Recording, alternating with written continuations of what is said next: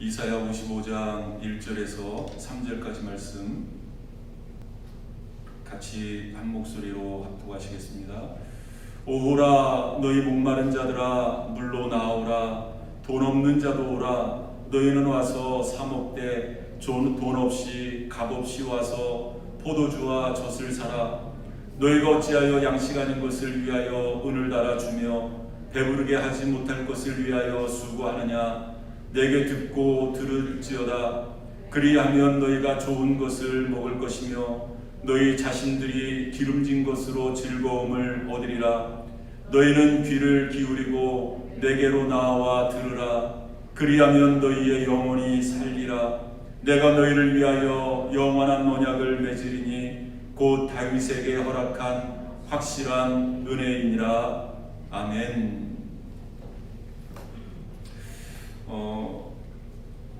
여러분 혹시 배너 보셨습니까? 아마 지금까지 만들어진 수많은 그 기독교 주제로 한 그러한 영화 중에 이 가장 이 인기를 끌었었던 그리고 많은 사람들에게 영향을 주었었던 영화가 바로 이 배너가 아닌가라고 생각이 되어집니다. 그 11개의 아카데미상을 수상을 했고요. 저도 직접 극장에서는 보지는 못했습니다만은 그 TV로 한 2번 내서 한 2-3번 정도 이렇게 본 기억이 납니다. 잠깐 여러분들의 좀 기억을 돕기 위해서 잠깐 줄거리를 이야기를 한다면 때는 AD 26년도에 그 26년도를 배경으로 해서 이 배너가 만들어지는데요. 그 예루살렘의 명문가 그때는 이제 왕가로 이렇게 비춰졌습니다만은 명문가의 왕자이자 또 유대인이었었던 이 배너 이 주인공이죠. 이 배너가 그 어머니 그리고 여동생 그리고 아주 충직스러운 이 충직한 그 종과 이 배너를 또 사모하는 그 종의 딸 이렇게 아주 유복한 생활을 하는 그러한 장면이 그려지게 되는데요. 그리고 우리가 이미 잘 알듯이 26년도라는 것은 이제 로마의 그 식민지로 살 때 아니겠습니까? 로마가 전 세계의 패권 국가로서 역시 이스라엘도 로마의 속국으로 살아갈 때였습니다. 이 배너라는 주인공과 함께 이 메살라라는 또 다른 주인공이 등장을 하는데 이 사람은 로마 사람입니다. 그러니까 로마 사람임에도 불구하고 그 유대의 이 예루살렘에 와서 그 부모가 파견을 나왔든지 아마 그랬었던 것 같아요.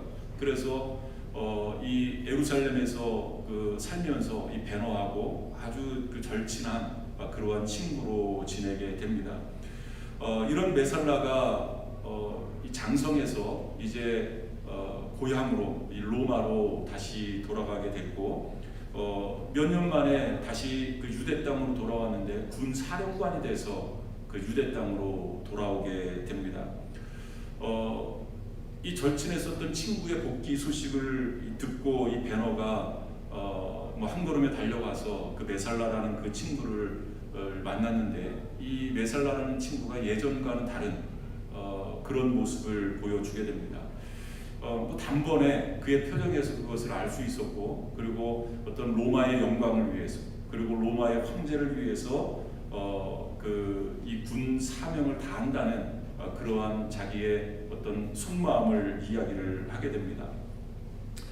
반면에 그 베너라는 사람은 이 주인공은 철저한 그 유대주의자였었고요. 그리고 이 하나님만을 섬기는 유일신 사상을 가지고 있는 그러한 사람이었습니다. 그때 당시 많은 유대인들이 그 로마로부터 독립하기 위해서 또 얼마나 많은 노력을 했습니까? 그런 베너를 이 메살라라는 이 그 군 사령관이 이제 옛 우정을 생각을 해서 좀 내가 여기서 군 생활을 잘 할 수 있도록 나의 협력자가 되어줘라.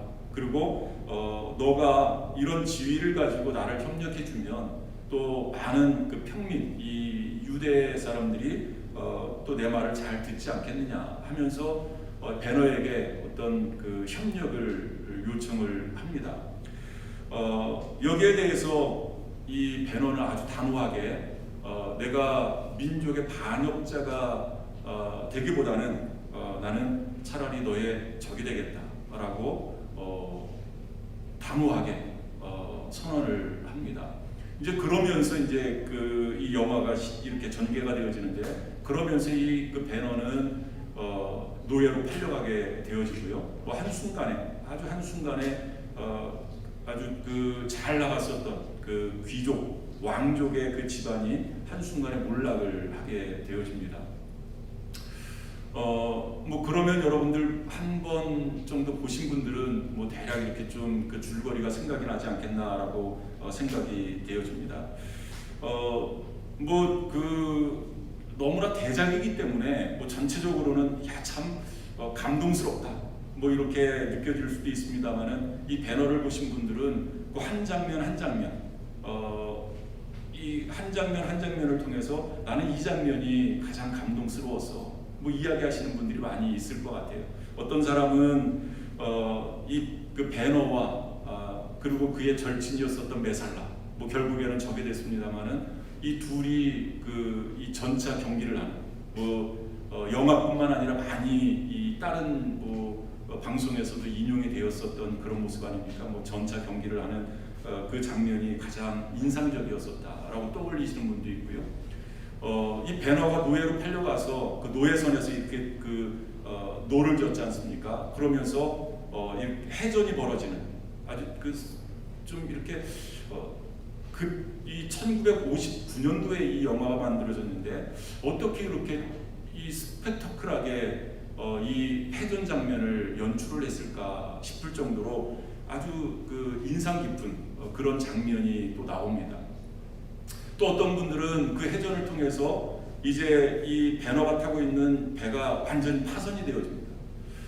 그러면서 그 배에 이 로마군 사령관이었었던 그 사령관과 남게 되어지는데, 이 베너가 이 사령관을 죽일 수 있는, 어떻게 보면 민족의 그 적 아니겠습니까? 로마의 사령관이니까. 그리고 그 노예들을 괴롭혔었던 이 노예라는 것은 자기 민족들, 그리고 이 로마의 식민지로 있는 그러한 사람들 아니겠습니까? 그런 사령관을 죽일 수 있는 절호의 기회였습니다.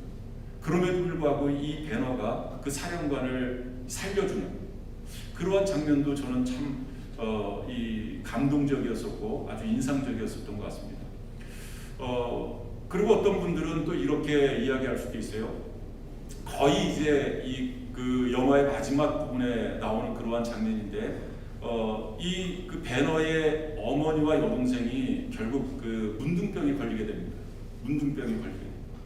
그 문둥병에 걸렸었던 이 어머니와 이 여동생이 이 나병에서 치유되어지는, 뭐 결국 이제 예수님을 영접하고 이 나병에서 치유되어지는 그러한 아주 극적인 장면도 참 인상적이고 또 우리에게 감동을 줍니다. 저는 뭐 이러한 장면들도 참 인상적이고 이렇게 좀 감동적이었습니다만은, 제가 오늘 이 설교 말씀을 준비를 하면서 다시 한번 이 배너의 줄거리를 인터넷을 통해서 이렇게 한번 쭉 찾아보면서, 그렇지, 이 장면이 참 인상적이었었다라고 이렇게 떠올랐었던 한 장면이 있는데, 그것은 이 베너가 결국 그렇게 노예로 끌려가고 뭐 노예선에서 뭐 이 어떤 사선을 넘나드는 그러한 삶을 살다가 결국 다시 예루살렘으로 이렇게 복귀를 하게 됩니다. 이 노예의 신분으로요. 그러면서 이 예루살렘 거리를 지나가는데 그 노예들에게 물을 주지를 않는 거예요. 물을 주지를 않는 거예요. 그리고 이 물을 주려고 하는 그 예루살렘 백성들이 있으면 그 로마 군병들이 그것을 다 가로막고 이 물을 주지 못하게 하는 상황이었습니다. 그때 한 사람이 등장을 하는데 바로 예수님이십니다. 바로 그 예수님이 이제 물을 이 이 표주박 같은 데다 이렇게 떠와서 그 베너에게 이렇게 주는데요. 그것을 가로막는 이 로마 군병들이 그 예수님의 어떤 그 위험 앞에 그 어떤 이 절대자의 위험을 그 예수님에게서 보게 된 겁니다. 그러니까 이 물을 주는데도 다른 그 예루살렘 백성들이 줄 때는 그것을 이렇게 못 주게 하고 그 물을 이렇게 쳐버리고 막 그러는데 예수님의 그 어떤 권위 앞에 그 위험 앞에 이 얼어버리는 거예요. 그리고 예수님께서 그 베너에게 물을 주는 그 장면이 저는 굉장히 좀 인상 깊게 남았었습니다. 우리는 인생을 살면서 이 무언가에 이 목말라 합니다. 어떻게 보면 우리의 인생은 근본적으로 이 목마른 삶이라고 해도 과언이 아닐 것입니다. 오늘 본문 말씀에 등장하는 이 이사야 선지자가 선포하는 이 예언의 말씀, 우리가 이 이사야서 말씀을 계속 이렇게 살펴보면서 뭐 여러 번 강조를 했습니다만은 1차적으로는 이 바벨론 포로로 끌려가 있었던 이 민족들, 이 바벨론 포로로 끌려가 있었던 그러한 예루살렘 백성들, 이스라엘 백성들을 향한 예언의 말씀이고요. 지금 이들도 어떤 그들의 정치적인 회복에 굉장히 목말라 하고 있는 겁니다. 언제쯤이면 하나님께서 약속하신 이 노예의 신분에서 이 바벨론의 포로에서 우리가 회복되어질 수 있을까? 자유를 찾을 수 있을까? 여기에 대한 목마름 뿐만 아니라 뭐 우리는 그렇게 산다 치더라도 뭐 여러분 우리 부모님들이 다 그런 것 아니겠습니까? 우리는 비록 포로로 살아간다 할지라도 좀 우리 자녀들에게는 미래가 있어야 되지 않겠나? 좀 이렇게 미래의 꿈을 꿀 수 있는, 희망을 가질 수 있는 좀 그런 세상이 왔으면 좋겠다. 이런 목마름이 그들에게 있었다는 거죠.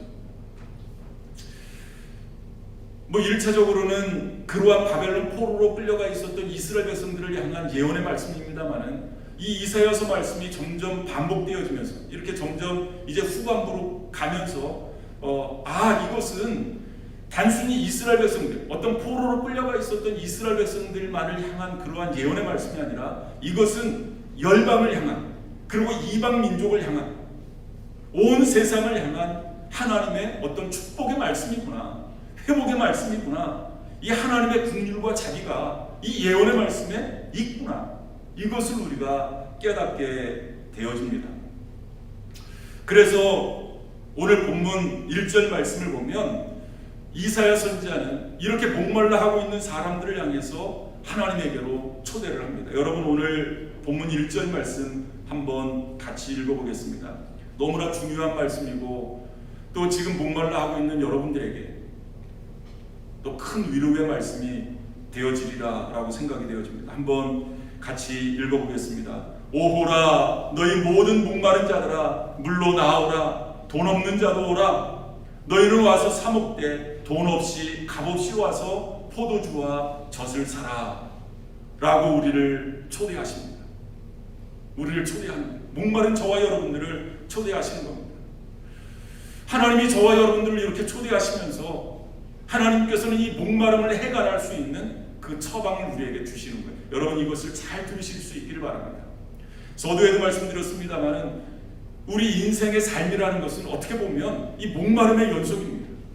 어떻게 보면 삶 자체가 목마름입니다. 목말라 하지 않는 그러한 인생은 없습니다.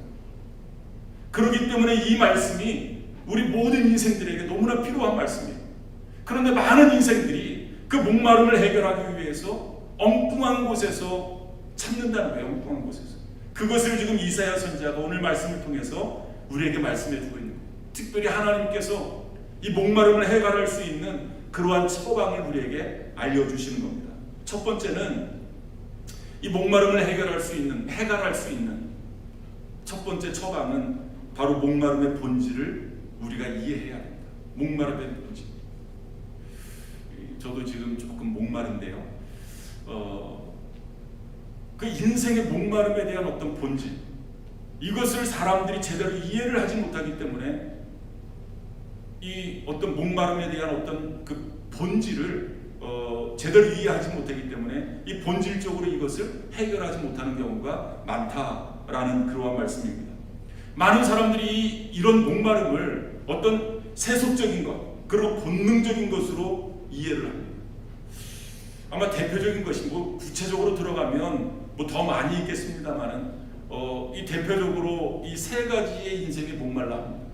첫 번째는 권력입니다. 권력, 파워. 두 번째는 돈입니다. 머니. 세 번째는 이성입니다. 성, 섹스.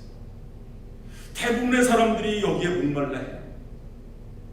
여러분들이 지금 목말라 하는 그러한 것들을 한번 쭉 추적을 해보시길 바랍니다. 이 세 가지에 아마 다 해당되어진다라고 생각이 되어질 것입니다. 어떻게 보면 한평생, 이 한평생 끊임없이 이런 것들을 추구하면서 목말라 하는 것이 우리 인생이 아닌가라고 생각이 되어집니다. 그래서 좀 더 나은 이성을 만나면, 내가 좀 더 많은 돈을 벌면, 나에게 좀 어떤 권력이, 힘이 있으면 나는 좀 행복하지 않을까? 좀 더 나은 삶을 살지 않을까? 라고 우리는 생각을 합니다. 그런데 오늘 본문의 말씀을 보면 이사야 선지자는 그런 우리를 향해서 이렇게 증언합니다. 2절 말씀입니다. 상반절만 살펴보면 너희가 어찌하여 양식이 아닌 것을 위하여 은을 달아주며 배부르게 하지 못할 것을 위하여 수고하느냐.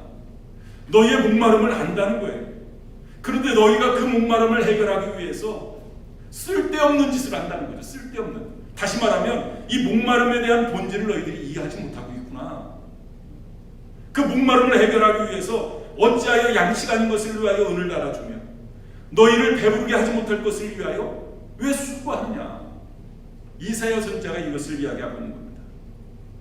여러분, 그렇습니다. 이 인생의 목마름이라는 것은, 그 인생의 목마름의 본질은 이런 세속적이고 본능적이 아닌 것임을 이사야 선지자를 통해서 우리에게 말씀해 주고 있습니다. 아무리 좋은 이성을 만나도, 아무리 많은 돈을 가져도, 더 많은 권력을 누려도 그것으로 우리의 목마름을 해결할 수 없음을 성경이 우리에게 말씀하고 있습니다. 그렇다면 이 목마름의 본질이 무엇일까? 여러분, 그 대답을 가장 잘 보여준 성경 속에 신뢰가 있습니다. 요한복음 말씀에 등장하는 사마리아 여인의 사건인데요. 여러분, 우리가 이미 잘 알듯이 이 사마리아 여인은 남편을 5번이나 갈아치운 그러한 여인 아니겠습니까? 이 여인에게도 목마름이 있었습니다. 좀 해결할, 좀 채워지지 않는 그러한 목마름, 그 목마름을 해결하기 위해서 남편을 5번이나 갈아치웠다. 그 여인을 향해서 예수님께서 이렇게 말씀하십니다. 요한복음 4장 14절의 말씀을 보면 내가 주는 물을 마시는 자는 영원히 목마르지 아니하리니 내가 주는 물은 그 속에서 영생하도록 솟아나는 샘물이 되리라 라고 말씀하고 있어요. 이 목마름의 본질을 예수님께서는 영적이고 내적인 것이다 라는 것을 이 사마리아 여인에게 말씀해 주고 있는 겁니다. 여러분, 예수님이 주시는 이 영생의 생수로만이 우리의 목마름, 이 타는 갈증을 잠재울 수 있다, 해결할 수 있다 라고 말씀하고 있어요.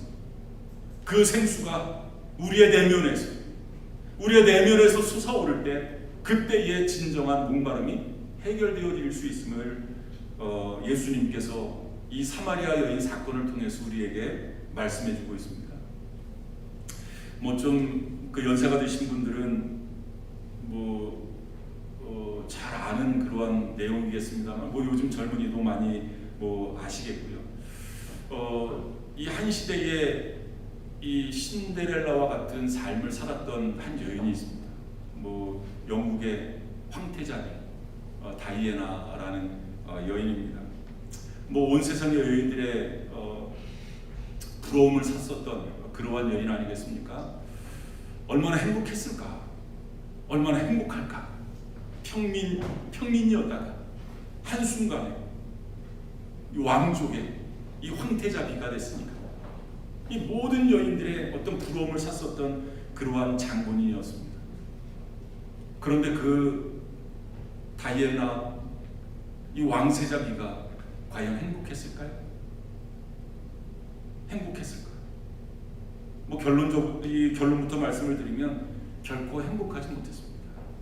여러분 그 다이애나비를 뭐 이미 이제 죽었습니다만은 이 다이애나를 생각을 하면 뭐 트레이드 마크처럼 이 머리가 이렇게 떠오르지 않습니까?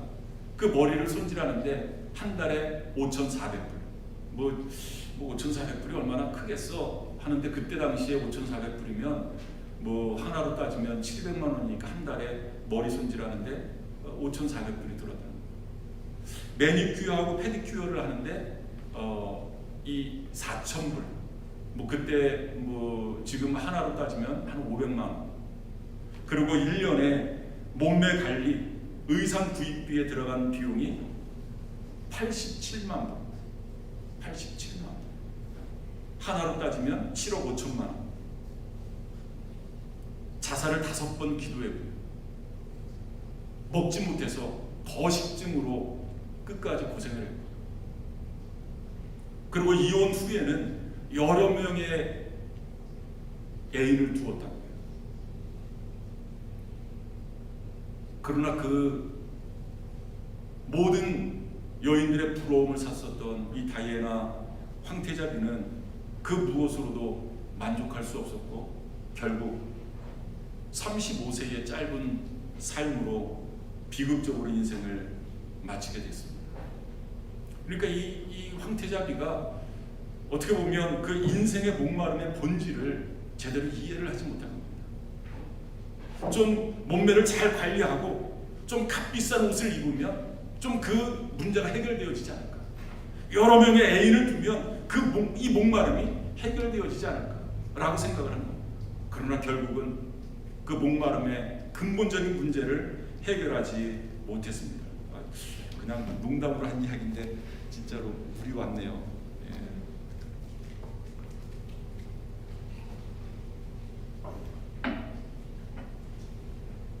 이에 반해서 이 시편 기자는 이 목마름의 본질을 이해하고 있었습니다. 여러분 한번 들어보시기를 바랍니다. 우리가 예배 전에 불렀었던 이 찬양 가사의 이 내용을 가지고 찬양 가사를 만들었는데요. 시편 42편 1절 말씀입니다. 하나님이여 사슴이 시냇물을 찾기에 갈급한 같이 내 영혼이 주를 찾기에 갈급하나이다. 이 시편 기자는 이 목마름의 본질을 이해한 거예요. 이 목마름의 본질은 어떤 이성도 아니고 어떤 권력도 아니고 이 어떤 돈의 문제가 이 목마름을 해결해 주는 것이 아니라 여호와를 찾는 것. 거기에 목마름의 해결이 있음을 이 시편 기자는 깨달았던 겁니다. 하나님의 아들이신 그리스도, 하나님만이 이 목마름을 해결해 주실 수 있다. 여러분 이것을 믿으실 수 있기를 바랍니다. 두 번째로 인생의 목마름을 해결할 수 있는 하나님의 처방은 오늘 말씀을 보니까 하나님의 말씀을 경청해야 된다. 경청. 뭐 좀 어려울 수도 있습니다만은 하나님의 말씀을 들어야 된다. 라고 하나님께서는 처방을 내려주십니다. 이사야 선지자는 이렇게 목마름에 허덕이는 인생들에게 하나님의 말씀을 들어라. 하나님의 말씀을 경청해라. 라고 말씀하고 있어요. 여러분 오늘 본문 이사야 55장 2절 3절 말씀입니다. 그냥 스크린에 나와 있는 그 말씀만 읽도록 하겠습니다. 좀 앞에 하고 뒤에 부분을 좀 이렇게 잘라냈습니다. 내게 듣고 들을지어다. 그리하면 너희가 좋은 것을 먹을 것이며 너희 자신들이 기름진 것으로 즐거움을 얻으리라. 너희는 귀를 기울이고 내게로 나와 들으라. 그리하면 너희의 영혼이 살리라. 내게 듣고 들을지어다. 그리하면 너희가 좋은 것을 먹으며 너희가 기름진 것으로 즐거움을 얻으리라. 내게 귀를 기울이고 내게로 나와 들으라. 그리하면 너희 영혼이 살리라. 하나님의 말씀을 들어야 산다는 거예요. 하나님의 말씀을 들어야 우리의 목마름을 근본적으로 해결할 수 있다 라고 이사야 선지자가 우리에게 말씀하고 있습니다. 여러분 첫 번째도 말씀드렸습니다마는 우리의 목마름을 해결할 것처럼 세상은 우리에게 성도 그리고 권력도 돈도 우리에게 이 처방으로 우리에게 제시를 합니다. 그런데 여러분, 우리가 이렇게 인생을 살아봅니다마는 그런 것들이 우리의 목마름을 완전하게 해결해 주지 못하잖아요. 오히려 이런 어떤 잠깐 동안의 쾌락, 이 잠깐 동안의 어떤 기쁨, 어떤 단발적인 그러한 만족, 이런 것들이 한번 휩쓸고 지나가면 우리를 더 허무하게 만들어요. 더 낙심하게 만들어요. 더 좌절하게 만듭니다. 반면에 이 하나님의 말씀은 영원하다. 이 하나님의 말씀을 듣는 자는 반드시 하나님께서 그 영혼을 살려주신다. 오늘 본문의 말씀도 그렇게 말씀하고 있잖아요. 내 말을 들을지어다. 그리하면 너희가 좋은 것을 먹고 그리하면 기름진 것으로 즐거움을 얻으리라 라고 말씀하고 있잖아요. 이미 이사야 선지자는 오늘 본문 말씀뿐만 아니라 그 이전에도 이 말씀을 우리에게 하고 있습니다. 이사야 40장 8절 말씀을 보면 푸른 마르고 꽃은 시드나 우리 하나님의 말씀은 영원히 서리라 하라 라고 말씀하고 있어요. 푸른 마르고 꽃은 시든다. 여러분, 모든 영화는 히브리서 11장 말씀에도 나오잖아요. 모세가 이 바로의 왕궁에서 그 잠시 죄악의 낙을 즐거워하지 않았다. 여러분, 이 모세가 이 애굽의 왕자로서 이 왕궁에서 누릴 수 있는 즐거움이 있다는 거죠. 쾌락이 있다는 거죠. 그런데 성경의 표현대로 하면 그것은 잠시 동안의 낙이다. 잠시 동안의 즐거움이다. 그런데 이 모세는 그것을 선택하지 않았다는 거예요. 자기의 백성들과 광야에서 고난받을 것을 선택했다는 거예요. 참 지혜로운 사람입니다. 이사야 선지자는 푸른 마르고 꽃은 시들지만 하나님의 말씀은 영원한 것을 우리에게 말씀하고 있습니다. 그 영원한 하나님의 말씀을 들으며 영원한 하나님의 말씀을 경청하면 너희 인생의 목마름을 해결할 수 있음을 우리에게 제시하고 있습니다. 여러분, 이스라엘 백성들은 어렸을 때부터 이 훈련받는 것이 있는데 이 교육받는 것이 있는데 그것을 이 쉐마라고 이야기를 합니다. 들으라 이스라엘아. 이 쉐마를 조금 더 정확하게 번역을 하면 무엇보다 먼저 들어야 할 말씀이라는 의미가 있습니다. 이 이스라엘 백성들은, 하나님의 백성들은 태어나면서 갓난아이가 무슨 말을 알아들을 수 있겠어요. 그런데 그거와 상관없이 아이들에게 하나님의 말씀을 어려서부터 들려주는 겁니다. 들으라 이스라엘. 이 신명기 6장 말씀을 근거로 해서 그렇게 아이들을 교육한다. 이 신명기 6장 4절의 말씀을 보면 이스라엘아 들으라. 우리 하나님 여호와는 오직 유일한 여호와이시니라 라고 말씀을 하고 있고요. 그리고 이어지는 6절의 말씀을 보면 그 하나님의 말씀을 마음판에 새겨야 할 것을 명령하고 있습니다. 오늘 내가 네게 명하는 이 말씀을 너는 마음에 새기고 라고 말씀하고 있어요. 여러분, 그렇습니다.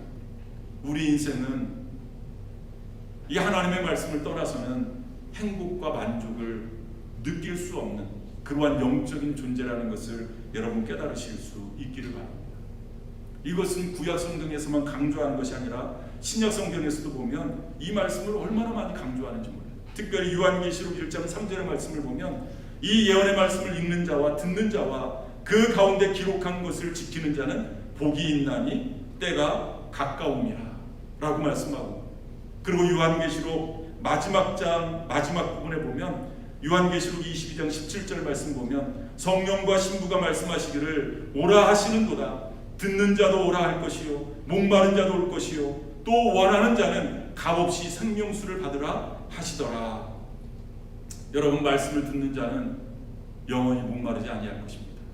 그리고 이 말씀은 잠시 잠깐 있다가 없어지는 그러한 말씀이 아니라 영원히 존재하는 그러한 말씀임을 우리에게 말씀하고 있습니다. 여러분, 이것이 바로 성경의 그 결론입니다. 성경의 결론. 마지막으로 갈증을 해결할 수 있는 하나님의 처방은 영원한 언약을 붙들어야 한다고 우리에게 말씀하고 있습니다. 여러분, 오늘 본문 3절 말씀을 보면 이 너무나 중요한 말씀입니다. 내가 너희를 위하여 영원한 언약을 맺으리니 곧 다윗에게 허락한 확실한 은혜이니라. 다윗에게 허락한 확실한 은혜. 하나님께서 다윗과 언약을 맺었는데, 약속하셨는데, 그것을 성경 표현대로 하면 확실한 은혜이다. 다윗에게 허락한 확실한 은혜다 라고 말씀하고 있어요. 그러면 하나님께서 다윗과 어떤 언약을 맺으셨느냐, 어떤 약속을 하셨느냐. 사무엘하 7장 12절의 말씀을 보면, 내가 내 몸에서 날 내 씨를 내 뒤에 세워 그의 나라를 견고하게 하리라. 조금 이 한국말이 익숙하지 않는 우리 젊은이들에게는 조금 어려울 수도, 좀 이해가 어려울 수도 있겠습니다만은, 결국은 하나님께서 이 다윗의 씨를 통해서, 다윗을 통해서 예수 그리스도를 약속해 주시는 그러한 약속을 지금 하고 계시는 겁니다. 그리고 이어지는 16절 말씀, 이 사무엘하 7장 16절 말씀도 보면, 내 집과 내 나라가 내 앞에서 영원히 보존되고 내 왕위가 영원히 견고하리라 하셨다라. 이것이 바로 하나님이 다윗과 맺은 언약이었습니다. 그런데 오늘 이사야 선지자는 이것이 확실한 은혜다 라고 말씀을 하고 있어요. 여러분, 마태복음의 말씀을 보면 이렇게 다윗과 언약을 맺은 하나님께서는 그 약속대로 이 땅의 메시아를 우리에게 보내주십니다. 여러분, 마태복음 1장 1절 말씀 보면, 아브라함과 다윗의 자손 예수 그리스도의 계보라 하면서 이 아브라함의 족보, 그리고 이 다윗을 통해서 메시아가 태어나는 그 과정을 쭉 이야기를 해줍니다. 그리고 결국 메시아를 이 땅에 보내주셨어요. 그것을 이 누가복음에서는, 이 누가는 이렇게 증언합니다. 누가복음 1장 31절에서 32절 말씀 보면, 보라, 내가 잉태하여 아들을 낳으리니 그 이름을 예수라 하라. 그가 큰 자가 되고 지극히 높으신 이의 아들이라 일컬어질 것이요, 주 하나님께서 그 조상 다윗의 왕위를 그에게 주시리라. 이 말씀은 무슨 말씀이냐면, 바로 왕이신 그리스도가 우리를 영원한 나라의 백성으로 삼으시고, 그리고 그 백성에게 목마르지 않게 할 행복과 은혜를 주신다라고 약속해 주시는 겁니다. 이것이 이사야 선지자가 오늘 본문 말씀에서 다윗에게 허락한 확실한 은혜, 약속해 주신 언약의 말씀이었습니다. 여러분, 우리가 어떻게 이 목마름을 해결할 수 있을까? 이것은 어떤 부분적인 해결이 아니라 근본적인 해결을 할 수 있을까? 바로 하나님께서 우리에게 제시한, 다윗에게 허락한 확실한 은혜, 바로 예수 그리스도를 통해서 얻을 수 있는 그 은혜만이 우리의 목마름을 해결할 수 있다. 여러분, 하나님께서 약속하신 이 언약의 말씀을 붙드실 수 있길 바랍니다. 그렇구나, 하나님께서 예수 그리스도를 통해서 우리에게 은혜를 베풀어 주시는데, 그 예수 그리스도를 구주로 영접한 하나님의 백성들에게는 이 확실한 은혜를 우리에게 베풀어 주신다는 것을 여러분 꼭 붙잡으실 수 있기를 바랍니다. 물론 순간적으로 우리가 목마를 수 있어요. 갈증을 느낄 수도 있습니다. 돈이 부족해서, 아니면 나에게 힘이 없어서, 여러 가지 환경 때문에 갈증을 느낄 수도 있습니다. 이것은 순간입니다. 여러분, 인생인데 왜 이것을 못 느끼겠어요? 우리가 완전한 사람이 아닙니다. 여러분, 그럼에도 불구하고 나는 하나님의 자녀다. 하나님께서 예수 그리스도를 통해서 우리에게 확실한 은혜를 약속해 주셨다. 여러분, 이 언약의 말씀을 꼭 붙잡으실 수 있기를 바랍니다. 그러면 순간적인 그러한 목마름이 해결되어질 줄 믿습니다. 순간적으로 우리가 연약해서 그런 목마른 갈증을 느낄 수는 있지만, 그것이 우리를 지배하지는 못한다는 거죠. 그것이 우리를 좌지우지하지는 못한다는 거죠. 여러분, 이 언약의 말씀을 붙잡으실 수 있기를 바랍니다. 저는 서두에 이 배너라는 영화를 잠깐 말씀을 드렸어요. 결국 이 배너가 이 노예로 끌려가던 길에 예수님을 만났다고 말씀을 드리지 않았습니까? 그런데 이 배너가 다시 예루살렘으로 들어오면서 이 예수님을 다시 한번 만나게 됩니다. 예수님이 어떤 상황에서 이 베너가 예수님을 만나게 되냐면 예수님이 십자가의 길을 걸어가실 때 이 베너가 그 예수님을 만나게 됩니다. 그러니까 전혀 예수인 줄 모르고 이제 만난 겁니다. 이 베너가 그 고향으로 돌아와서 보니까 뭐 자기 집은 뭐 흔적도 없이 사라지고 어머니와 여동생은 집에 없고 동네에서 소문을 들어보니까 이 문둥병이 걸려서 격리 시설에 있다라는 그러한 소식을 듣고 이제 여동생과 어머니를 찾으러 이렇게 다니지 않습니까? 그러면서 이 베너가 어떤 소식을 듣냐면 이 그리스도, 이 메시아가 있다라는 소식을 듣게 됩니다. 그리고 그 메시아가 이런 문둥병을 고쳐준다, 이 병을 고쳐준다라는 그러한 소식을 듣게 됩니다. 그리고 그 메시아, 그 그리스도를 찾아 나선 겁니다. 그러다가 그 예수님을 만나게 되는데 그 예수님이 어떤 상황에 예수님을 만나게 되냐면 십자가를 지고 십자가의 길을 걸어가시는 그러한 예수님을 만나는 거예요.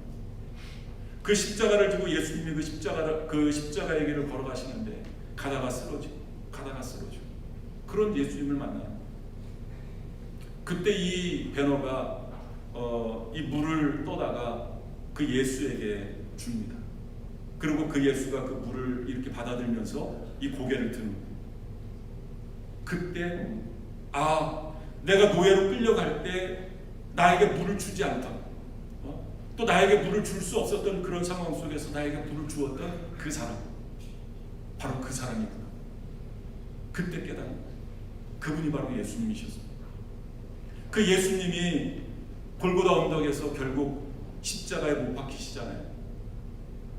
그런데 그런 예수가 십자가에서 이렇게 못 박히시면서 이렇게 외치십니다. 아버지, 저들을 사하여 주옵소서. 저들이 하는 것을 알지 못함이니이다.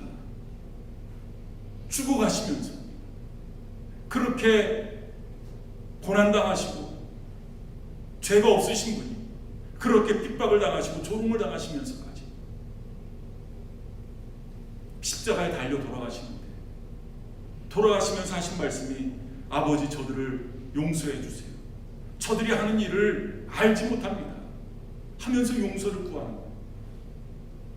그 예수님의 음성을 이 베너가 듣습니다. 그리고 그 예수님의 음성을 듣는 순간 이 마음속에서 불타오르던 그 복수심, 메살라, 어렸을 때 친구였었던 그 메살라, 결국 적으로 다시 나타나서 자기 가문을, 그리고 자기의 인생을, 그리고 엄마와 자기 여동생을 문둥병으로 만들어서 그 메살라가 만들었는지는 모르지만 완전히 자기 가문을, 자기 그 집안을 쑥대밭을 만들고 다니겠습니까?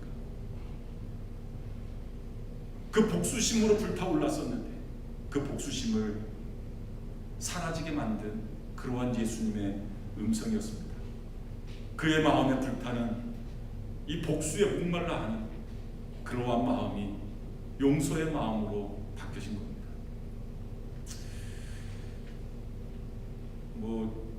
제가 필리핀의 어느 선교사님의 이야기를 잠깐 말씀을 드리고 오늘 말씀을 마치려고 하는데요. 이분이 필리핀에서 선교 활동을 하시다가 더 이상 선교 활동을 할 수 없는 그런 상황이 됐습니다. 그런 상황 속에서 치유 세미나라는 곳을 참석을 했다가 은혜를 받고 간증하는 그러한 간증의 내용인데 잠깐 제가 소개를 해드리도록 하겠습니다. 저는 기막힌 사정으로 여러 해 전 아내와 이혼하고 남편과 사별한 여인과 재혼을 하였습니다. 그런데 전부인과 이혼도 하기 전에 재혼을 했다는 소문이 퍼져서 선교사직을 박탈당했습니다. 저는 이렇게 악의적인 소문을 내고 제 인생을 파괴한 세 사람에 대한 미움을 안고 살아왔습니다. 제가 비록 그리스도인이고 선교사이기는 하지만 이 세 사람만은 이 땅에서 용서하지 않을 것이라고 다짐했습니다. 그런데 이번 치유 세미나 중에 예수님을 새롭게 만나고 그분의 은혜와 사랑을 경험했습니다. 그리고 지금 이 자리에서 공개적으로 고백합니다. 이제 그들을 용서하고 새로운 삶을 시작하겠습니다. 이 선교사님의 마음속에도, 그리고 배너의 마음속에도 존재했었던 것과 동일한 이 불타오르는 어떤 복수심, 이 복수의 목마름이 있었던 것 같아요. 그런데 배너도 이 십자가의 은혜를 경험하는 순간, 예수님의 사랑을 또 용서를 경험하는 순간 그 미움과 복수가 떠나가고 오히려 용서하게 되고 오히려 사랑하게 되어졌다는 거죠. 여러분, 바로 저와 여러분들이 용서받지 못할 그러한 인생들이 아니었습니까? 그런데 우리 예수님께서는 우리를 용서하시고 우리를 받아주셨습니다. 여러분, 그분이 바로 목마름의 해답이라는 거죠. 예수님께서 십자가에서 마지막 남기신 말씀이 바로 이 말씀이셨습니다. 내가 목마르다. 내가 목마르다. 여러분, 예수님께서 십자가에 달리신 이유가 바로 우리의 목마름을 대신하기 위함이었습니다. 그분이 목마르심으로 우리가 목마르지 않는 인생을 살게 하기 위해서 그분은 십자가에 달려 돌아가시면서 내가 목마르다 라고 말씀하신 겁니다. 여러분, 그분을 만나셨습니까? 그 예수님을 만나셨느냐고요? 그럼에도 아직 목마르십니까? 그렇다면 혹 그분을 온전히 만나지 못했을 수도 있습니다. 오늘 목마른 자들아 내게로 오라. 값없이 내게 와서 젖을 사라. 그리고 그 목마름을 해결해라 라고 우리를 초대하시는 그 초대에 나오실 수 있기를 바랍니다. 그리고 다시 한번 그분과 한번 사랑에 빠져보실 수 있기를 바랍니다. 그리고 이런 고백이 저와 여러분의 고백이 되어졌으면 좋겠습니다. 사마리아 여인의 고백, 이 우물가의 여인처럼 한번 오늘 마지막 찬양으로 부르고 오늘 말씀을 마치도록 하겠습니다.